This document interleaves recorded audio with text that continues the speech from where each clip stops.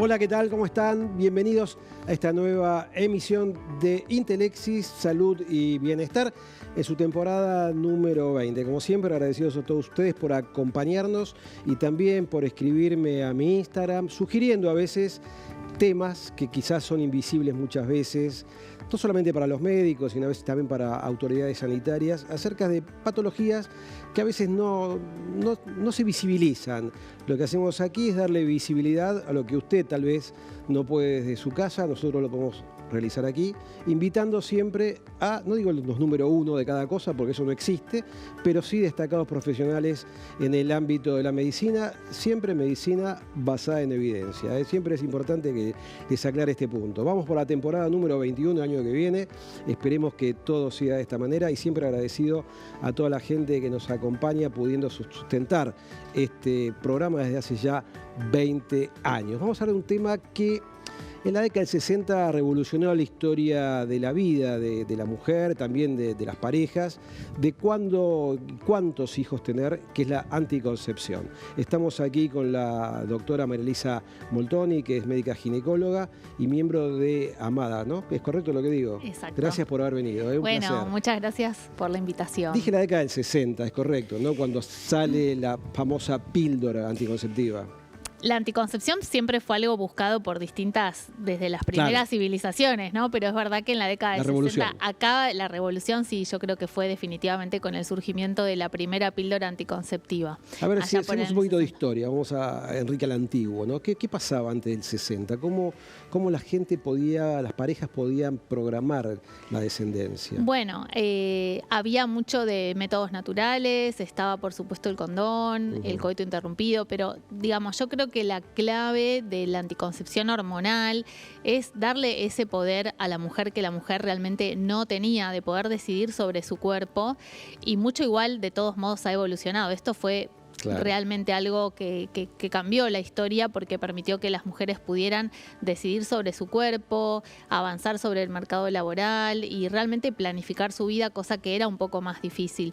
Por supuesto, pasó mucha agua bajo el puente y las píldoras que tenemos hoy en día no son aquellas y tienen realmente mucha mayor aceptación, diferentes dosis, diferentes componentes, todo para darle, por supuesto, mayor seguridad a nivel salud, mayor aceptabilidad, menores efectos adversos, así que mucho se ha evolucionado, pero es verdad que el primer hito fue definitivamente ese. La revolución, fue una época, la década del 60, estamos hablando de 60 años atrás. ¿Cómo ha evolucionado la anticoncepción? ¿Cuántos métodos aproximadamente anticonceptivos hay para la mujer? El hombre tiene solamente dos, el condón, método Barrera, y la vasectomía. Exactamente, para los hombres tenemos mucho menos, lamentablemente está en investigación. Sigue siendo algo que nos consultan las mujeres y hoy por hoy con un tema de género, como por qué tengo que seguir poniendo el cuerpo yo, y la verdad que hay mucho para hablar de eso y siempre salen titulares que nos llaman la atención sobre el nuevo anticonceptivo masculino, pero lamentablemente tenemos que decir que si bien hay investigación en eso, faltan muchos años, yo creo, para que dispongamos. Pero en cuanto a la... Sería parecido, ¿no? Sería parecido, no aparece nunca el Viagra femenino. No aparece nunca. Va a aparecer. Yo tengo fe que realmente las investigaciones van muy bien, pero de ahí a que lo podamos tener realmente en el mercado y decidir si lo vamos a poder aceptar o no y cómo va a ser, digamos, la financiación de este método y quién lo produciría, etcétera, etcétera, falta mucho. Pero está bueno saber y que la gente sepa que se está investigando y que no es solo anticoncepción femenina. Pero es verdad que las mujeres o las personas con útero tienen muchas más opciones dentro del hormonal, que son los anticonceptivos que inhiben la ovulación. Tenemos que decir que la píldora es lo más conocido, pero tenemos muchas fórmulas, muchas dosis con estrógenos, sin estrógenos. También contamos con el anillo vaginal y con el parche, con los inyectables. O sea, todos funcionan aproximadamente de la misma manera, inhibiendo la ovulación, pero tenemos mucha variedad. Después tenemos lo que es la anticoncepción, también hormonal, pero por implante subdérmico. Tenemos la anticoncepción intrauterina con diferentes tipos de dispositivos que van adentro del útero y tienen una acción más localizada y su acción anticonceptiva se ejerce en el útero y en el moco del cuello del útero. Y luego tenemos las opciones quirúrgicas, como es la ligadura tubaria o la extirpación de las trompas, y después otros métodos como Barrera, por supuesto el diafragma, el preservativo, el método del ritmo, pero ya son métodos que si bien existen, tienen una menor eficacia respecto a los otros. Maru, ¿vos consensuás con la paciente qué tipo de método utilizar en base a la conversación que vos tenés con la paciente o en base a la edad que tiene? ¿Cómo se consensúa esto? Bueno, en verdad la edad no es un determinante del método, porque hoy por hoy sabemos que se pueden usar, por ejemplo, desde un DIU en un adolescente hasta una pastilla anticonceptiva en una mujer que está cerca de la menopausia. No es un condicionante, pero sí tenemos que poner, uno lo da como, ay, bueno, la anticoncepción, como que mucha gente quizás lo menosprecia, pero es realmente algo que exige una entrevista muy profunda para poder ver qué desea la persona que tenemos adelante, qué método se adapta a su estilo de vida, si es de olvidarse o no es de olvidarse, si quiere tener hijos, cuándo, si sería en el corto plazo, en el largo plazo o nunca. Y después está el tema médico, el tema de salud, donde sí los profesionales tenemos que ver si por su historia clínica tiene alguna contraindicación para un método puntual. Por ejemplo. Por ejemplo, una mujer que tiene, voy a poner un caso muy raro, pero por ejemplo una mujer que tiene una malformación uterina quizás no va a poder utilizar un DIU. Una mujer que a lo mejor tiene hipertensión arterial no va a poder usar un anticonceptivo combinado, pero sí va a poder usar uno sin estrógenos. Es decir, uno ahí va abriendo el abanico de posibilidades de qué tenemos. Y la decisión siempre va a ser consensuada. Por supuesto que la decisión final es de la usuaria, de la persona que nos consulta, pero nosotros vamos a hacer la parte de hacer más la información médica. Después la decisión obviamente es un diálogo, por eso le llamamos asesoría. Antes se decía más consejería, pero es más una asesoría porque nosotros no aconsejamos, nosotros informamos y después la decisión por supuesto es de la usuaria. ¿Hay alguna relación entre unos anticonceptivos y el cáncer femenino? En realidad, bueno, es un tema re interesante y re complejo porque está súper asociado para mí en la población como que anticoncepción, riesgos, aumento del riesgo. Y poco se habla de la reducción de riesgo que tenemos con el uso de anticoncepción hormonal, del riesgo del cáncer de ovario. Es una reducción muy notoria que dura muchos años a pesar de la suspensión. Tenemos también una reducción muy notoria del riesgo de cáncer de endometrio, del riesgo de cáncer de colon también y de otros tumores que no se sabe bien por qué. Por ejemplo, menos riesgo de cáncer de pulmón, cosas por ahí extrañas. Pero en lo que es el cáncer ginecológico hay reducción marcada de estos tumores. Respecto a la mama, si es algo que nos preocupa, se dice que hay un aumento de riesgo, pero que es muy leve, que en números absolutos puede ser un caso cada 7.700 mujeres y que es un riesgo que va bajando y es realmente muy solapado. Entonces ahí es donde uno observa un poco los antecedentes de esta paciente que tenemos adelante. ¿Lo más recomendado por vos, lo más solicitado por las mujeres? Es que en realidad yo, por lo pronto, por las personas que asesoro, tengo mucha variedad de métodos porque lo que nos puede pasar es que si ofrecemos poco, la decisión va a estar muy sesgada si siempre le decimos, por ejemplo, mira, podés elegir o la pastilla o esto. Vos mostrás el Cuanto abanico. más opciones tengamos, va a haber una mayor decisión. Sí podemos decir que quizás hoy por hoy hay más mujeres que se animan a los métodos de larga duración, que son los métodos que no dependen de la toma diaria. O sea, la pastilla esta es muy cómoda, es muy efectiva, pero es verdad que hay que acordarse y tiene sus cosas también. Entonces muchas mujeres se están volcando más por los métodos de larga duración, que son el implante subdérmico, que tiene una duración de 3 años, y también tenemos los anticonceptivos intrauterinos, que la mayoría duran de 5 años para arriba. ¿Trajiste para mostrarnos más o menos, para tener una idea? Yo traje el Es bastante común que nosotros los hombres no tengamos mucha idea de esto, entonces estaría bueno que nos expliques. El implante, bueno, no lo tengo acá para mostrarles, pero tenemos uno de una varilla y de 2 varillas, que dura muchos años también. El que se coloca en el brazo, que se coloca por debajo de la piel, exactamente. La cara interna del brazo. Con una anestesia localizada. Bien. Y esto que traje para mostrarles son los dispositivos intrauterinos que tenemos disponibles, que hay 2 grandes grupos, que es este es el DIU de cobre. Bueno, este está un poco torcido, pobre. Sí. No sé si ahí lo observan. Este tiene cobre y este cobre que libera es lo que va a generar un ambiente hostil para la fertilización adentro del útero. Es el cobre, obviamente, y esto va a generar una reacción adentro del útero que va a hacer que se dificulte la posibilidad del embarazo. ¿Y cómo se coloca eso? Porque la gente la tiene en forma de T, el cuello del útero es redondito, finito, chico. ¿Cómo se mete eso? Esto podríamos decir que es como el útero y nosotros vamos a tener que entrar a la cavidad para que esto quede colocado. Ahí está perfecto. ¿Sí? Entonces, nosotros nosotros no lo vamos a poner así, sino que esto va a estar plegado. Entonces lo vamos a tener en un insertor. Este es de otro dispositivo, pero para que ustedes observen. Yo te tengo esto si querés. Sí. Acá este va a ser el dispositivo y esto nosotros lo vamos a tener colocados adentro de una especie de canulita. ¿Duele?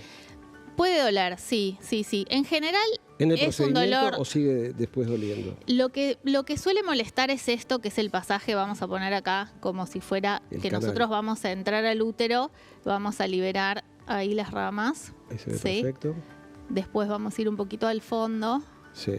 bueno, para que esto quede un poco más abierto, y lo vamos a liberar. Ajá. Y vamos a salir con la canulita y va a quedar el dispositivo ahí colocado. Y estos ¿sí? hilitos quedan dentro de la vagina. Los hilitos quedan en la parte superior de la vagina, No en se general no cortan. se sienten, pero no, se cortan a esta altura para que después nosotros podamos el día de mañana, cuando queremos, simplemente poder retirarlo. ¿Cada cuánto se cambia el DIU?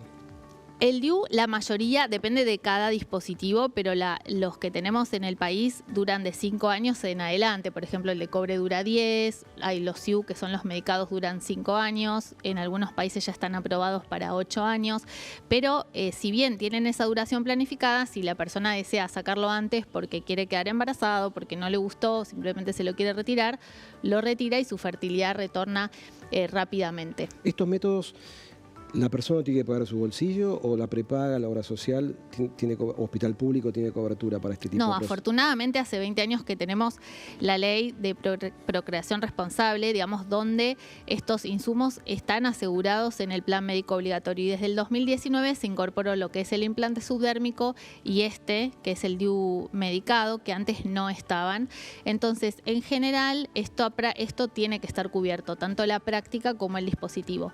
Hay a veces algunos temas burocráticos que pueden hacer que determinada obra social diga, bueno, no, para esta usuaria no lo cubrimos. Bueno, ahí hay que ver cada caso en particular, pero sí esto debe estar cubierto. Para la persona que está mirando ahora y que dice, yo quisiera comenzar con un método anticonceptivo y quizás fue a verte a vos a un hospital público y le prescribís un anticonceptivo bioral para tomarlo todos los días.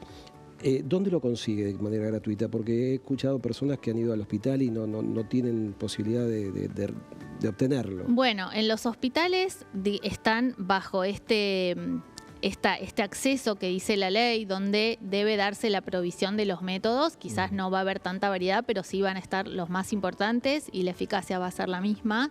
De ahí que la persona se tenga que acercar a un centro de salud, a un hospital público, sacar el turno. Después sí puede haber algún inconveniente local con respecto a ese insumo, porque nos llegan a veces reportes de determinados centros donde dicen, bueno, no nos están entregando, no tenemos, etcétera. Pero bueno, esto debería estar garantizado porque al existir una ley, también el acceso de este insumo, digamos, debe estar, debe tenerse una provisión gratuita para que las personas puedan acceder. Perfecto. Y con las prepagas también tenemos un listado de métodos que son 100% o pastillas, por ejemplo, que son 100% gratuitas. ¿Tenés idea del universo de mujeres en edad fértil, qué porcentaje utilizan métodos anticonceptivos? Bueno, no todas las mujeres utilizan métodos anticonceptivos. Por eso, digamos, de los embarazos que se dan, el 60% son no intencionales. De las que utilizan, la gran mayoría utilizan los anticonceptivos hormonales y el preservativo, y posterior a eso, en porcentaje, están las usuarias del implante subdérmico, anticonceptivo, y del DIU en menor porcentaje, pero en un porcentaje que va creciendo levemente, como decíamos. Bien, te quedas con nosotros un rato más, ¿no? Gracias, Sí, gracias por haber venido. Y vamos a hablar acerca de cirugías ortognáticas. Para hablar de este tema estamos aquí con el doctor Cristian D'Agata, odontólogo, que ha traído siempre sus compañeros Juan Carlos, y no sé cómo se llama. No tiene nombre todavía, porque lo vamos a operar. Lo vamos a operar. Sí. Bueno, interesante el tema, ¿no? Sí. Para ponernos en contexto, ¿qué es la cirugía ortognática? ¿Qué son? Sí. La cirugía ortognática es un procedimiento quirúrgico que busca resolver aquellos problemas de malformaciones o deformaciones de los maxilares, ya sea del maxilar superior, del maxilar inferior o de ambos. Problemas maxilares o maxilomandibulares. Siempre la ortodoncia prequirúrgica, o sea, es un tratamiento de la cirugía ortognática que siempre la cirugía ortognática es un acto quirúrgico que va siempre precedido de una ortodoncia previa. Ajá. ¿Por qué? Usted se refiere a esto. Siempre antes de realizar la cirugía ortognática, el paciente se somete a un tratamiento de ortodoncia para corregir la posición y alinear los dientes en relación al maxilar. Entonces, muchas veces, cuando un paciente va a hacer un tratamiento de una cirugía ortognática y tiene por ejemplo, los dientes en una mal posición, a veces se exagera más esa mal posición para alinearlo con el maxilar y después poder corregirlo en un único paso, que es el acto quirúrgico. Perfecto. Primero alineación, digamos, y después... Claro, hay que alinear los dientes para que después cuando se corte aunque el maxilar... quede uno adelante, otro atrás. Te muestro con un modelo, por ejemplo. Te voy a mostrar con un modelo. Ahí está, mejor. Vamos a suponer, y ahora vamos a ver casos. Vamos a suponer, así tenemos la mordida perfecta del paciente. Sí.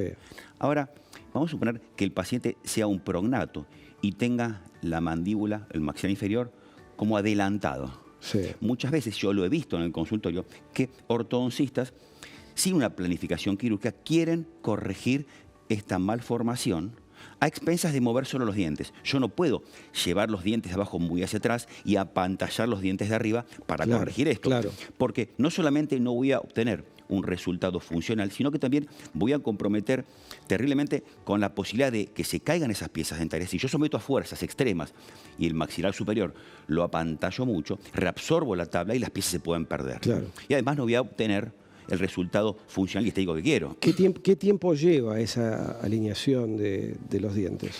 ¿Un año? Esa ortodoncia puede andar de un año y medio. Es un montón de tiempo. No es tanto para un tratamiento. No es tanto porque no son tus dientes, pero imagino a aquella persona que tiene que estar un año con esto. ¿Siempre es consciente de eso? Yo siempre pensé eso. ¿La persona es siempre consciente de que tiene este tipo de ortodoncia? ¿Cómo? ¿En todo momento tenés conciencia de eso? Ya llega un momento te acostumbras. Te acostumbras, no te das cuenta. Te acostumbras, llega un momento que ya no te das cuenta. Pero igualmente, para hablar de ortodoncia, un año y medio es algo bastante normal. Es normal. Hay pacientes que están más tiempo, dependiendo de la deformidad o la malformación que tenga. Vamos a ver en qué casos se va a utilizar esta cirugía ortognática con previa realización de ortodoncia. Los pacientes clase 3. ¿Qué es un paciente clase 3? Como mostré recién. Sí. Esos pacientes prognatos, bien, que pueden ser por un prognatismo bien definido. ¿Se hereda eso? Tiene un componente hereditario muy importante. Sí. Obvio, si mamá, papá tienen, y tenés gran posibilidad que tengan. No sé en qué porcentaje, pero tenés posibilidad.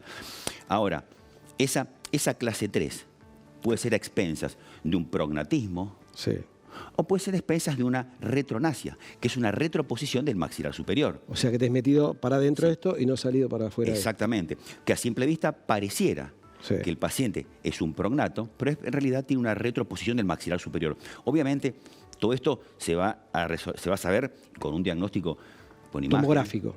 Tomográfico y con imágenes simples y un estudio, un trazado de diferentes puntos y líneas de la cara y de los huesos, que es una cefalometría de Rickets. O sea, si está, digamos, retraído el maxilar superior... Se sabe. Y hay que corregirlo. Hay que corregir. Se corrige eso. Claro. No es que se compensa retrayendo el maxilar inferior. Claro. En este caso, si el paciente parece ser un prognato, pero en realidad es una retroposición del maxilar superior o una retronasia, hay que corregir el maxilar superior y adelantarlo. ¿Es más difícil llevar el maxilar superior hacia adelante que el maxilar inferior hacia atrás? No es ni más difícil. Quirúrgicamente, digo, técnicamente. No, para nada. Porque, no sé, no he hecho cirugía de este tipo, pero me imagino que esto debe ser más... Pensaba que esto debe ser más sencillo, a cortar el maxilar inferior. No, porque generalmente es más simple realizar una cirugía del maxilar superior porque uno realiza un corte, como una Lefort 1. Para corregir el maxilar superior hay que hacer una cirugía como un corte, una osteotomía. Cortar el hueso. Cortar el hueso, como una Lefort 1. Por arriba de las raíces... ¿Viste la fractura Lefort 1? Cuando te fracturas... Para que la gente entienda. Perdón. Claro. Una fractura Lefort 1 o un corte Lefort 1 significa que vamos a cortar el maxilar superior. Voy a traer a Juan Carlos. Sí. Se secciona el maxilar superior por arriba de las raíces. Sí. Por arriba de las raíces. Para evitar el nervio. Para no tocar las raíces y no tocar los nervios que entran en cada pieza dentaria. Cuando se desconecta el maxilar superior, uno puede adelantarlo, llevarlo hacia atrás, hacia arriba, hacia abajo. Se puede hacer cualquier tipo de movimiento. ¿Y lo fijas con? Y se fija con osteosíntesis rígida, que son las placas y tornillos. Lo que veíamos al principio, claro, en esa... Exactamente. Ahora después vamos a verlo también eso. Otros. Bien, clase 2, entonces acá estamos viendo... La clase 2 es una retroposición. Distinto, lo contrario. Es al revés. Digamos. Maxilar inferior metido hacia adentro. Claro, maxilar inferior retruido, mordidas abiertas, asimetrías que pueden ser, o también la sonrisa gingival cuando el paciente expone mucho más allá de las raíces de los dientes. ¿Y en este caso es quirúrgico o se puede tratar esto? Porque yo he visto que los has tratado a veces con toxina botulínica. Sí, a ver, obviamente que siempre esto va a ser quirúrgico, sin la planificación y el diagnóstico me lo dice que sí. Si tengo un maxilar superior que yo veo que hay una malformación. Ahora, si es por Perdón, sí. ¿esto es patológico o es estético? Puede ser si tiene buena mordida, perdón, claro. tiene buena mordida es estético, y se ve la encía. Es estético nada más, porque mucha tracción de los músculos, entonces con toxina botulínica uno coloca algunos puntitos ahí y entonces evita que en la sonrisa se eleve mucho el labio superior. Bien, bien. Pero es algo momentáneo y es estético, no hay un problema óseo en ese caso. Bien. Y acá te he mostrado... Estos son lo que me decíamos las osteosíntesis. Claro, ¿ves? ¿No? La clase 3, cuando el paciente tiene la proyección del maxilar inferior hacia adelante, siempre lo vamos a ver al paciente con ortodoncia. ¿Y esto se hace simultáneamente con ortodoncia? Sí. O sea, el paciente está con ortodoncia, lo ortodoncia, llevas al quirófano con ortodoncia. Entra con ortodoncia. Y sale con la misma ortodoncia. Sale con la ortodoncia y va el ortodoncista de vuelta. Porque para ajustar. Para ajustar. Siempre va a haber mínimos ajustes que por ahí está 2 o 3 meses, o quizás menos, o quizás nada. Pero siempre algún mínimo ajuste hay que realizar. Siempre me quedé pensando, ¿cómo se ajusta esto? ¿Qué es con destornillador? ¿Cómo se ajustan? ¿Pinza? ¿Cómo es? Generalmente se cambian los arcos. Estos arcos. ¿Esto está todo unido o está todo separado? Cada diente tiene un bracket, que es un elemento que va fijo y va cementado en el esmalte. Se pega, no se atornilla. No. Bien. El bracket se pega con un cemento especial que pega al esmalte, que si lo palanqueas así, ¡trac!, se despega. Y no pasa, no le deja ninguna lesión al esmalte. No lo lesiona. No le hace nada. Bien. Ahora, se van pasando diferentes arcos, eso es lo que tiene la memoria y lo que va a ser la corrección de la posición del diente. Es una combinación. Vas ajustando. Es una combinación de en qué lugar específico del diente colocar el bracket, sumado a el diferente tipo de arco. Corregime si me equivoco. ¿Esto se puede hacer por la parte de atrás del diente que no sea visible? Sí, hay una técnica que es una técnica lingual, pero para este tipo de cirugías no se usa. Es una técnica mucho más lenta, está bastante desactualizada, pero se ha usado en algunos momentos la técnica lingual. Bastante molesto. Bien. Entonces, generalmente vamos a ver que ningún paciente es un paciente neto prognato o con un retrognatismo. Siempre estos pacientes... Tiene un combo. Se llama una cirugía combinada, donde el maxilar y la mandíbula juegan un papel de correr los dos, uno para un lado y otro para otro. Bien, acá que estamos viendo. La clase 2, donde el paciente tenía el maxilar inferior muy retraído y se proyecta. Esto, ¿Lo cortás el maxilar? Sí. No sé, obviamente el maxilar inferior no se corta de esta forma. Se corta en una zona sagital. Se hace un corte por fuera de acá, por dentro de allá. Porque si no te llevas el nervio dentario. Se separan las dos tablas para que siempre haya un contacto óseo y aparte para poder visualizar el nervio dentario inferior, que pasa exactamente, entra por la espina de Spix en esta zona y pasa exactamente por la parte media del maxilar y acá emerge. Claro. Si yo secciono, obviamente le dejaré al paciente con una anestesia definitiva. En mi cara, digamos, media anestesia. O sea, es una anestesia significa que voy a dejar con una disestesia de hipoestesia, no va a sentir. ¿Qué posibilidades de que esto suceda? ¿Cuál es el porcentaje de que esto suceda? ¿Es bajo, mediano o alto? Depende de la mano del operador. Claro, pero, por supuesto, pero es un riesgo que está contemplado en el acto quirúrgico. Bien. Estamos viendo acá, es una sonrisa gingival también. Pero en este caso, por más que le pongas toxina botulínica, hay una malformación, una deformación del maxilar que en ese caso se hace una LeFort. ¿Ves? Esta es la LeFort. Se hace un corte en el maxilar superior. ¿Y qué pasa con los senos paranasales? Te los llevas puestos. ¿Los cortás? Sí, vos haces una osteotomía por debajo del piso de fosas nasales, por arriba de las raíces. Esto se levanta, digamos, como que levanta la tapa acá del labio, se hace por adentro, todo lo que hace cicatriz por afuera. Se deja el tejido blando porque la vascularización y la vitalidad de todo este paquete óseo y dentario va a depender de los tejidos blandos y del paquete posterior. O sea, me refiero a que se levanta toda la parte blanda y se hace el corte. Claro, se lleva y después le pones el material de osteosíntesis. Obviamente, ¿cómo se planifica esto? Esto digamos, queda permanente, no se saca después. Eso queda permanente. Después pasó un año. Si las plaquitas se llega a exponer algún tornillo, se lo sacás. A veces pacientes que he operado por una fractura maxilar o mandibular, si a veces el tornillito quiere exponerse, se lo sacás. Tenemos acá un caso de mordida abierta. Mordida abierta. Bueno, esto se ve también, ¿no? O sea, los que no somos odontólogos esto lo es más vemos complicado. También, ¿no? Esto hay que hacer una ortodoncia.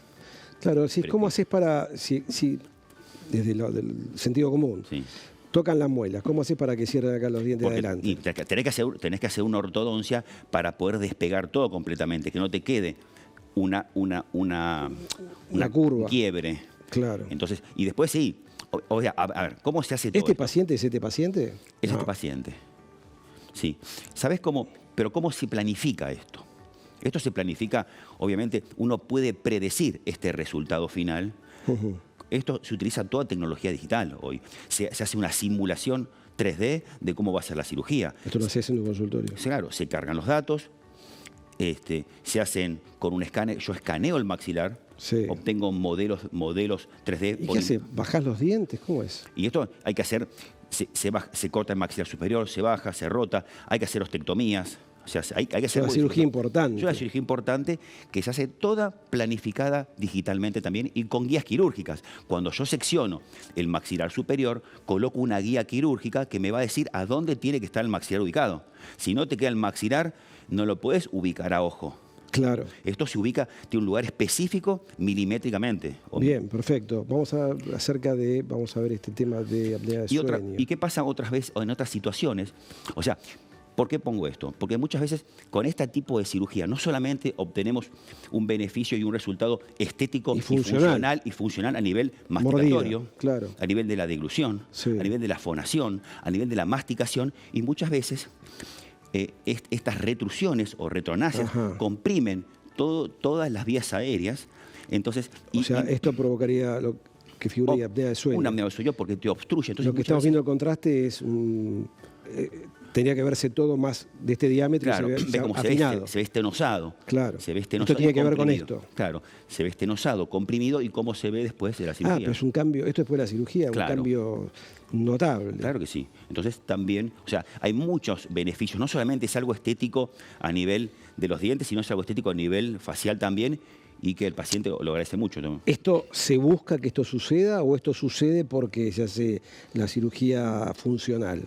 ¿O se busca que esto suceda? ¿Vos cómo sabés que esto va a suceder? Porque el paciente tiene problemas de apnea de sueño. Y vemos en el estudio de imágenes la compresión de todas esas vías aéreas y la malformación del maxilar con toda la retrusión.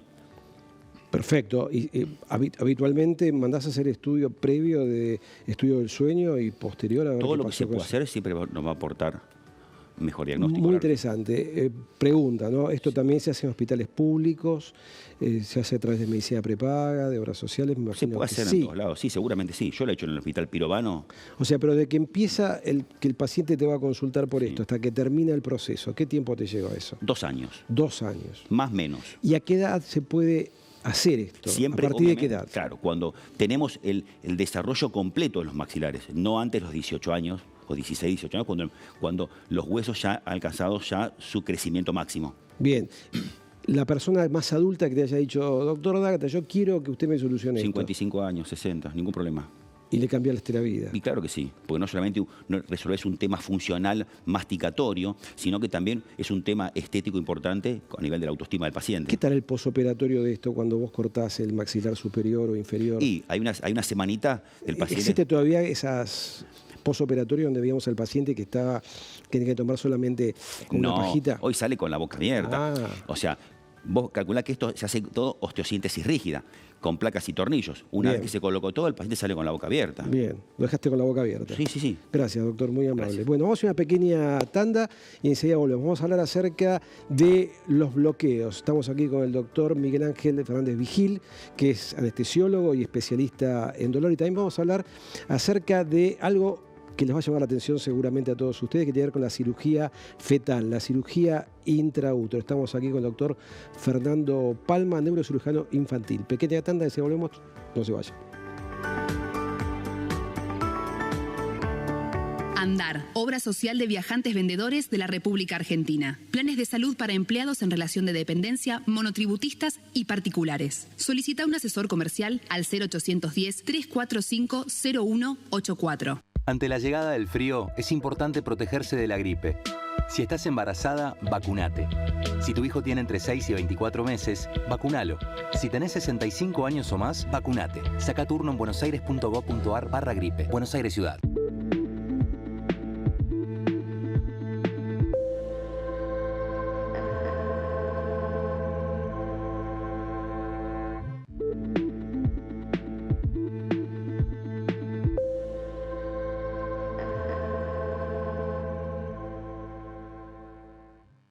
con la última tecnología y profesionales altamente capacitados. Es bueno que sepas que estamos ahí. Grupo Emerger, compromiso profesional. No voy a poder ir porque tengo un anzuelo en el ojo. Estoy muy mal de la panza y me voy a quedar en casa. Anzuelo o orzuelo, se le suele decir. Podés poner excusas con la salud, pero ninguna a la hora de cuidarla. Luchito. Medife, cobertura médica.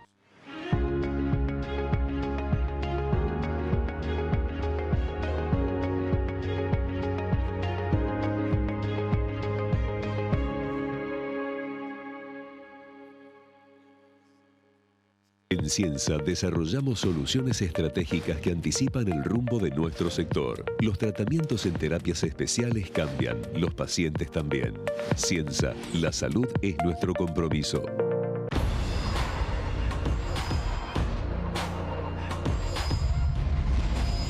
Hay un sistema integral de seguridad cuidándote en la ciudad. Ante cualquier emergencia, denuncia al 911. Buenos Aires Ciudad, vamos por más. Diagnóstico por imágenes, con tecnología de última generación. Laboratorio de análisis clínicos. Contamos con una planta de 900 metros cuadrados. Biología molecular, panel viral multirrespiratorio y COVID-19. Centro Rossi, cuidándote siempre. Somos Vacunar. Hace 30 años que cuidamos la salud de las personas a través de la aplicación de vacunas. Acércate a nuestro centro sin turno previo o solicita el servicio gratuito Vacunar en Casa. Conoce más en www.vacunar.com.ar.